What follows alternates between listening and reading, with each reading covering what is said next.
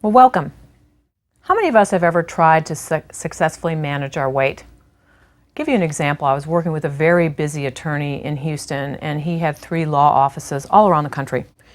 And his challenge was he was in the airport so much and ate out so much. Those were his barriers. And so what we worked on was getting him to be more active.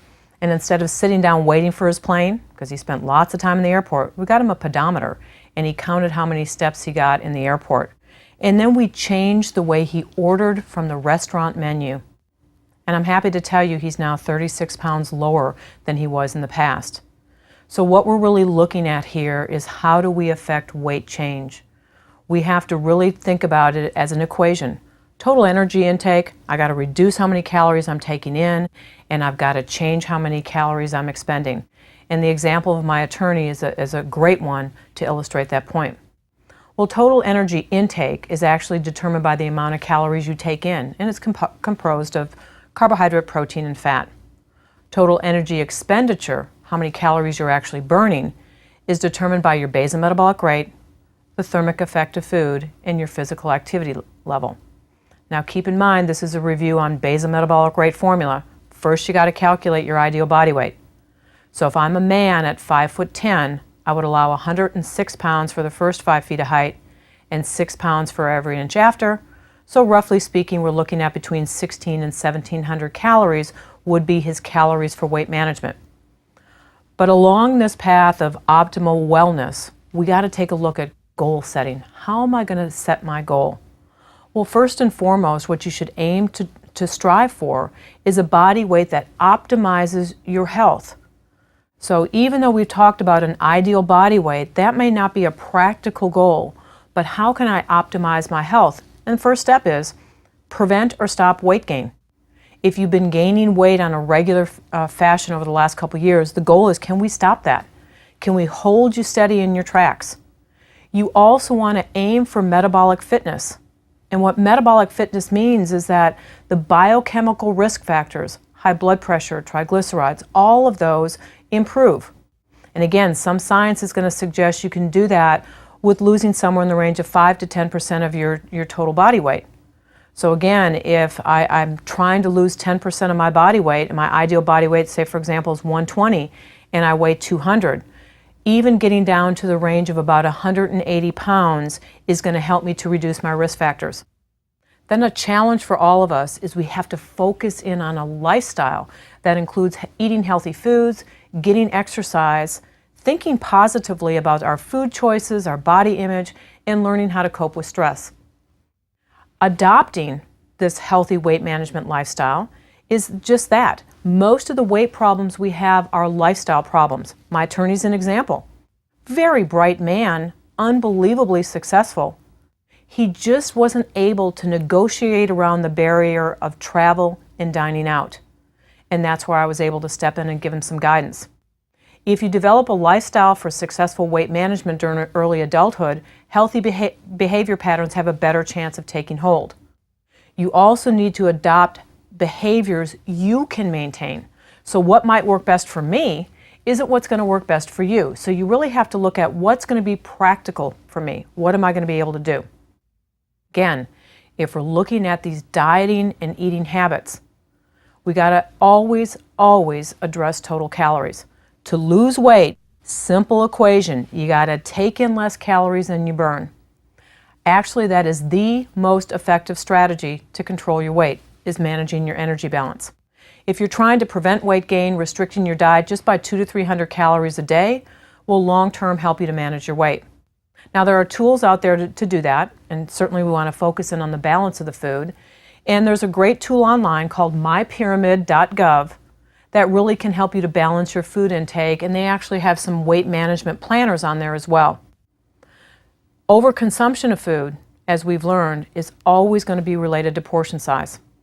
Most of us significantly underestimate the amount of food we take in, and I will tell you, I have difficulty judging portion sizes and calories as well.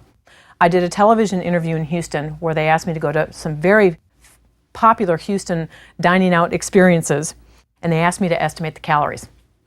Well, it was a chicken fajita, no sour cream, no cheese, just meat, onions, and a tortilla, rice and beans. And I came in and I had my books and my math, and I estimated that meal was about 1,200 calories. Well, as we actually analyzed that food, it was 1,600 calories. So when I say most of us significantly underestimate the amount of calories in food, that includes even healthcare providers and including myself.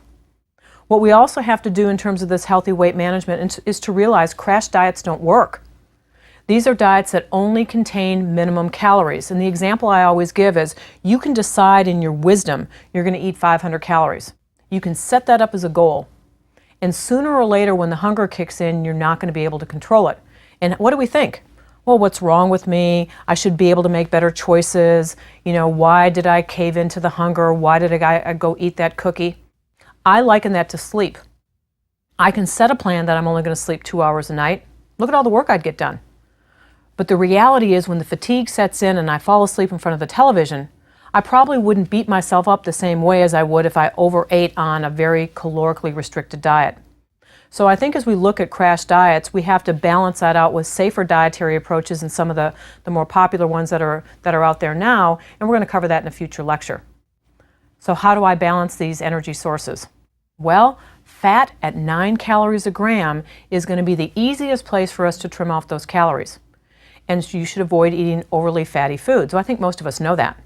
Fat is the most concentrated source of calories, and if you limit the fat in your diet, it can help to limit your total calorie intake. Also, fat calories are more readily converted to body fat than calories from protein and carbohydrate. So there's another good reason to do that. Fat intake should be lowered modestly to 20 to 35% of your total daily calories. High-fat, low-fiber diets tend to make us not feel very full and encourage overeating. Now the trick is that foods that are labeled low-fat or fat-free can actually be high in calories.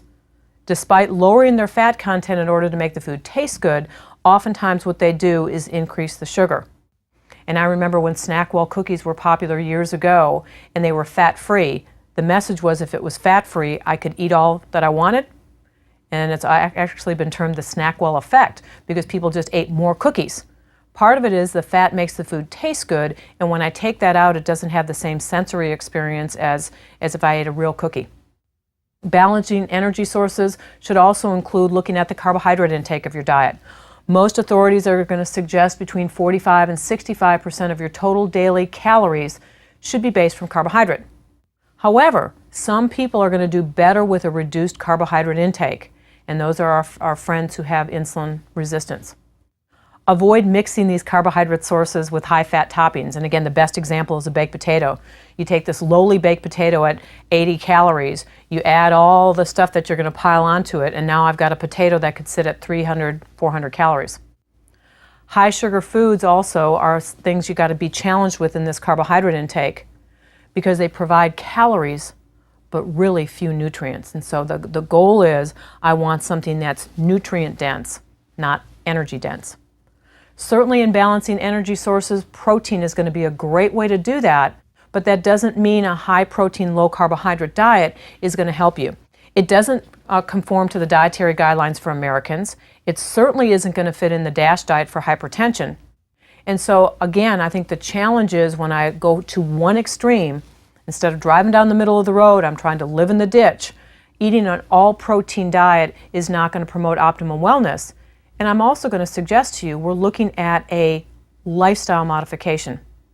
Certainly diets that are higher in complex carbohydrates and moderate in protein is going to be a better path to take. Protein helps to promote a sense of fullness, but again, you got to be careful here because foods that are high in protein can also be high in fat. Protein should be in the range of about 10 to 35% of your total calories. Eating habits. This really kind of gets us into more of the behaviors of food. They are important to weight management, and some eating habits that'll work.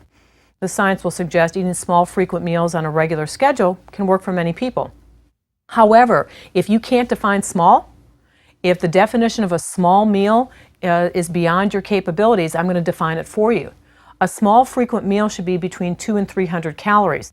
So if your small, frequent meal is 600 to 700 calories, it's now turned into 6 large meals instead of 6 small meals. Morning intake is really much more filling than late night eating and also tends to reduce overall energy intake. Think about this from a practical standpoint. If you're eating at night, are you generally having a bowl of cereal or a scrambled egg? Are you having a turkey sandwich? No, we tend to go for sweet or savory snacks later on at night, and again, high calories, low nutrition. We know that skipping breakfast, and yes, you are right, and your grandmother was right, breakfast is the most important meal of the day. We know that skipping breakfast can alter the way we use insulin. It can raise LDL cholesterol and total cholesterol, and oftentimes skipping breakfast leads to a higher energy intake later on in the day. So you skip breakfast and you say, I don't really have much of an appetite, I'm okay. Lunch comes, you eat lunch, and then all of a sudden that hunger that was actually there kicks in. 3 o'clock in the afternoon, you're starved, and then you go for a cookie or even an energy bar. You go and get a coffee drink with whipped cream, and now you've really exceeded your calorie intake for the day. So no food needs to be entirely off limit and everything in moderation, but you gotta eat breakfast. Physical activity. Physical activity is essential to weight management, and it promotes fitness and overall good health. It also has a really nice side benefit, is that it can discourage overeating by reducing stress and really produces some positive feelings of well-being. Most scientists will say it's because of the endorphin release that you get from physical activity. Now, the secret is, if you're just trying to maintain weight and you're at an ideal weight, 30 minutes of moderately intense physical activity every day is good. If you need to lose weight, you probably need to aim for 60 minutes per day. Again, I'm trying to create a calorie deficit. How do I control or set up this exercise program? Create a program that includes some kind of cardiorespiratory endurance, and certainly I want resistance training and stretching exercises. Cardio exercise, walking, biking, I would put gardening in there, that you can sustain for about an hour can help to trim that body fat permanently.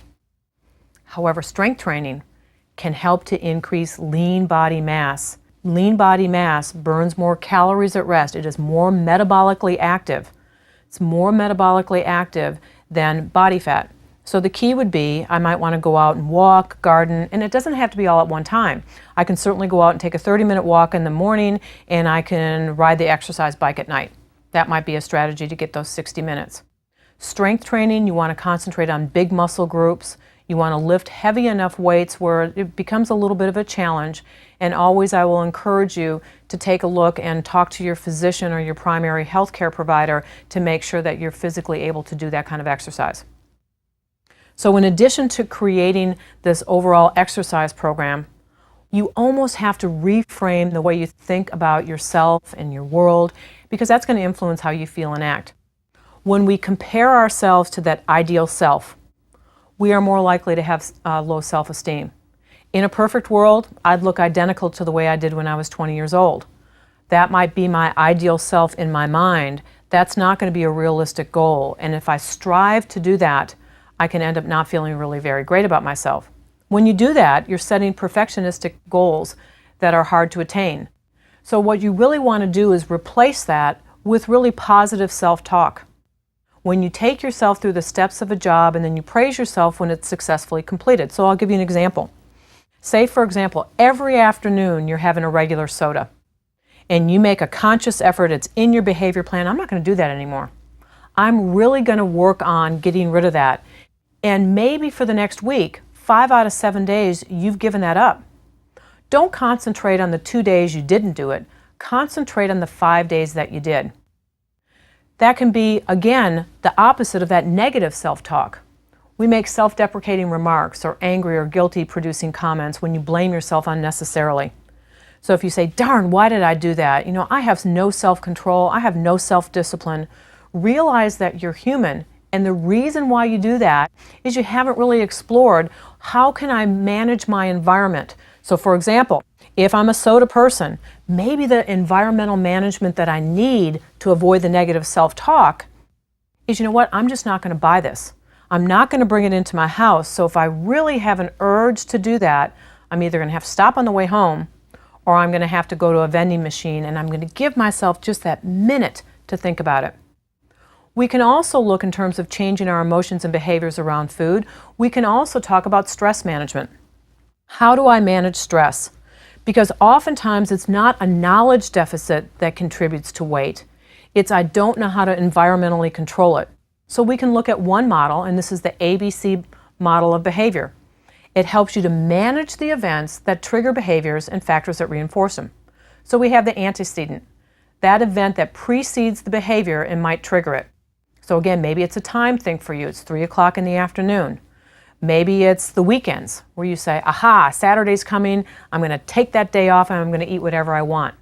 So there's something that precedes it that triggers the B, the behavior, and that follows with the consequences.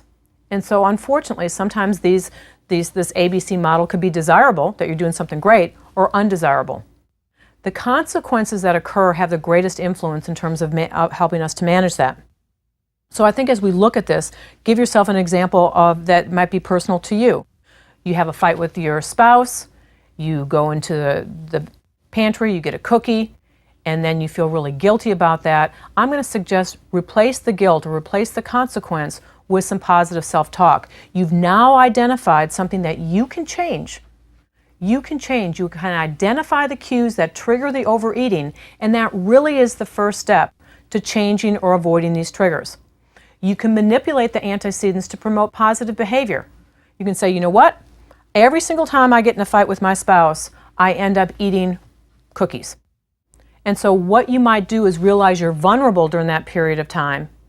And so you don't allow yourself to get so riled up in that discussion that you're going to trigger that behavior to go back to food. Positive consequences, and I would probably say positive rewards, can help to reinforce those new behaviors. You can also use that in terms of your weight management. Say, for example, you're controlling your weight.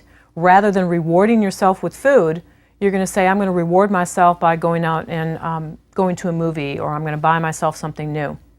So balancing this acceptance and change really means that you're accepting yourself for who you are, and you're going to really work hard to improve your general life satisfaction. If you must diet, if you really need to lose a significant amount of weight, you do it in a combination of exercise and avoid those very low-calorie diets. So again, how do I set that goal? I'm modifying my behavior, I'm understanding my triggers. Do I have a realistic weight goal? A realistic weight goal is between a half a pound to a pound a week. Now I know what many of you are thinking, well gee, I have a lot of weight to lose. I don't want to wait that long. Well, my response to that is you didn't gain the weight in 15 minutes and you're not going to lose it in 15 minutes. So you really have to look at strategies and lifestyle management rather than the quick fix. Okay, what do we know about life and long-term weight management success? Okay, for most individuals, initial success in weight loss relates poorly to your long-term success efforts. Now, how does that work? Well, if everybody's dieting and everybody's on a fad diet, the likelihood of them keeping off that weight really isn't going to be very likely. It's often been said that between 90 and 95% of people who lose weight regain that weight later. And again, that's because they're looking for a quick fix. This also highlights the difficulty of trying to maintain a low-calorie diet, particularly if that low-calorie diet is outside of the bounds of what you can tolerate or maintain. Weight loss plateaus oftentimes are triggers to individuals. Again, think about that ABC model. Weight loss plateaus are oftentimes when your behavior changes, and you think, here I go again. You know, every time I go on a diet, I lose weight the first week, and lo and behold, I can't lose any the second, and so I'm just going to give up. I'm going to quit trying. Weight loss plateaus occur for a couple reasons. One, your metabolism slows. If your calorie levels are too low, your body looks at that and says, wait a minute, there's not enough energy coming in, and it's going to lower the metabolic rate. This makes your diet increasingly less effective despite your restricted caloric intake. As you lose weight, this is good news and bad news. As you lose weight, you become more energy efficient and you require less calories to maintain your lower body weight.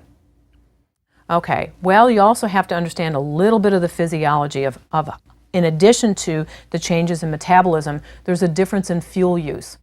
During the first few days of a diet, your body is burning its limited carbohydrate stores and some lean mass. I want you to go back and remember, how many calories are there in a gram of protein? How many calories are there in a gram of carbohydrate? 4. So it doesn't take very long to burn those calories off. Additionally, because lean mass, muscle mass, is predominantly protein and water, if I lose a pound of muscle, the estimates are that there's about 2,000 calories in a pound of lean mass and 3,500 calories in a pound of body fat. So the challenge is, if I lose that lean mass, it takes me less time to burn 2,000 calories than 3,500 calories, and so lo and behold, what ends up happening? Okay, in most weight loss science, it'll suggest that it takes you about 3 to 5 days to actually start burning body fat. Now you think, why? Why wouldn't I use my body fat first and hang on to my muscle mass? And that's because your brain must have carbohydrate. In the short run, your brain can't use anything other than carbohydrate. So the challenge is your body's going to have to burn protein, because that can be converted into carbohydrate. It's going to have to use its limited carbohydrate sources, because obviously that's carbohydrate. And your body's going to have a time to adapt to using less carbohydrate from the central nervous system. So that weight loss plateau usually occurs about the second week, and what that really is signaling is, yes, you may have a decrease in your metabolic rate, but you're also now burning more fat than you are protein. So the question I'm going to have is, how many of us celebrate that? How many of us say, oh gee, great, I'm on week 2 of my weight management plan and I'm not losing as much weight as I did the first week? We don't celebrate that. I'm going to suggest you should. When the weight loss slows, it means you're using more of your body fat as an energy source. So again, don't get discouraged. Celebrate. Trying to reframe the way you think about this. So the key message here is, when weight loss plateaus occur, stick with it. Now, part of this means you got to weigh yourself every once in a while. And I'm going to say you only weigh yourself once a week, but you got to weigh. One of the biggest triggers for who's going to be successful long term are individuals who hop on the scale. Now, if you hop on the scale 2 or 3 times a day, you're really only measuring changes in your fluid status, and I would really discourage you to do that. But to lose weight, you got to restrict those calories to about 500 calories less per day. So again, some tips that we can have to cut calories and change behavior, both are important. Now, I'm going to suggest that you're going to refer to the guidebook, but I'm going to walk you through some of the tips from the American Dietetic Association. They give you 10 easy ways that you can cut calories. First and foremost, get the facts. Foods that can seem surprisingly healthy can be loaded with calories and fat, so check out the Nutrition Facts panel. Because again, in terms of the weight management strategy, calories rule. So although nuts are unbelievably healthy for you, depending on the nut, 70% of the calories are coming from fat. So a cup of nuts can be as much as 600 calories. Great nutrition, but what I'm seeing now is a lot of people who are becoming increasingly heavier with healthy foods. Because as we talk about all the healthy foods that are out there, they tend to overdo those portions. And again, get the facts. Limit alcohol. Limit alcohol. Although it's fat-free, alcohol contains about 70 calories per ounce, and that goes, again, for many of the other sweet drinks. So 1 glass of sweet tea and 1 8-ounce glass of soda a day are 320 additional calories. Now, I can eat about 4 medium apples for 320 calories. If I did this every day, this equates to over 116,000 extra calories, and if this is above and beyond what I need, this is in addition to what I need for my energy balance, I can gain 30 pounds in a year. So the key tip is, don't drink your calories. Do not drink your calories. Chew your food, don't drink your food. Switch to smaller plates. If you have a regular sized dinner plate, what does that mean? So one of the strategies that you can do is just put your food on a smaller salad-sized plate. That way you can reduce your portion sizes. When you go out to eat, order either child-sized portions. Again, you can get the kid-sized popcorn at the movie theater without any butter, may have 150 calories. But if you get the bucket, it can easily top 1,000 calories. And keep in mind, we tend to eat what's in front of us. So if I only order the smaller size, I can finish all that and not have any problem. If I order the larger size, I'm going to overdo every single time I go to the movies. Another tip, serve in the kitchen, eat in the dining room. If you bring your plate to the table already filled, won't be tempted to pick from the serving bowls in front of you. I have to tell you, I'm a picker. So I can easily pick myself into an entire meal. So that's a tip. Serve your plate in the kitchen, don't bring the serving bowls to the table. Eat slowly. Now this is hard for a lot of folks, it's unbelievably hard for me, but put your fork down and take a sip of water in between bites. My strategy when I go to a restaurant with friends is I actually sit on my hands, because that way I'm not going to go grab something. I have to give myself that environmental cue, maybe I can eat something. Use plates. Snacking from packages or picking out of a brownie tray, absolutely deadly. Your brain only remembers what it sees, and so if I decide I'm going to have a cookie, I make it an event. I put it on a plate, I sit down and enjoy it. I don't grab the cookie out of the pantry and just snack on it. Certainly over and over again we're going to say fill up on plant foods. Fruits, vegetables, and whole grains take up stomach space. They take time to chew, they take time to eat. For every member in your family over the age of 2, switch to lower fat dairy products. Reduced fat, low fat, or fat-free dairy products can contain significantly fewer calories. So if you just switch to drinking from 2 glasses of 2% milk to skim, you're going to save 80 calories every day. Over a year, that represents almost 30,000 calories, and that can represent, again, close to a significant change in weight. Another tip, you want to make these small permanent changes that you can live with. That can make all the difference in the world. Well, here's a small permanent change when you eat out. Dull is good. I'm not talking about being boring, not dull as in boring, but dull as in not shiny. When you see anything at a buffet or a salad bar, if it's shiny, it usually means that there's been a coating of vegetable oil that's been added to the vegetables. So when you eat out, for example, at a nice restaurant, you just say, I want you to grill my steak, chicken, fish, fill in the blank, dry. They can put a rub on it, they can put spice on it, but you want them to grill it dry. If it comes to your table shiny, they could have easily poured 300 to 400 calories of butter onto that plate. So again, for my attorney, that was his major dieting strategy. Here's what he did when he went to a restaurant. Everything was ordered dry. And so we actually calculated some of his restaurants in Houston as well as Dallas and New York where he traveled to. We calculated that he was saving 400 calories a meal by just changing what he ordered. And so additionally what he would do is ask to have the smallest steak on the menu. He had the smallest steak, and then he always ordered a double order of vegetables. So since he had to entertain and eat out, and that was part of his job, this was a really good way of him doing that. Now also, he loved drinking wine. Absolutely loved it. So my suggestion was buy the most expensive glass of wine that you can, get a really great bottle, really enjoy it, savor the wine, but you don't feel like you need to have 3 or 4 glasses of wine. So I can't tell you he went to 0, but he significantly cut his alcohol consumption, and that again has translated into some great weight loss for him. But what about the other side of the coin? What about individuals who struggle with being too thin? Again, I think the causes are multifactorial. Certainly, it can be an altered response to hunger, appetite, and external cues. I have individuals who, if there wasn't a clock on the wall, would forget to eat. There are some people who have a distorted body image. They compulsively diet or over-exercise, and that's a different category. Certainly, you can have metabolic and hereditary factors. Is everybody in your family lean?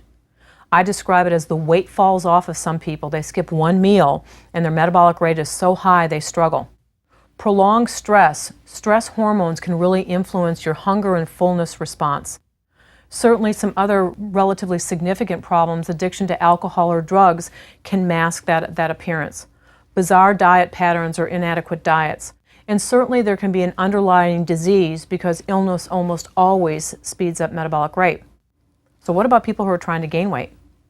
Small, frequent meals, but what we're going to do is not only have nutrient-dense, but energy-dense foods. So this would be a great time to pull out the nuts. In fact, my favorite weight management strategy for individuals who need to gain weight is actually trail mix.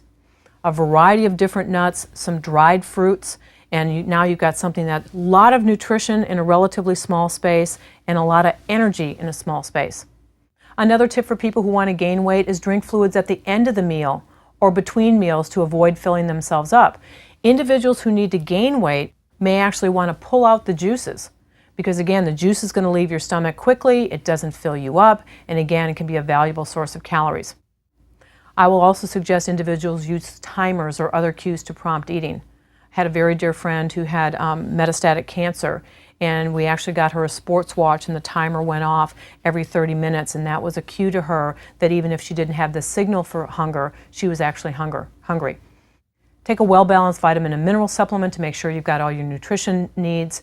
And again, exercise is still important, but you may want to do some isometric exercises or some strength training to promote lean body mass gain, and maybe cut back a little bit on the aerobic activity so you're not becoming a calorie burning machine.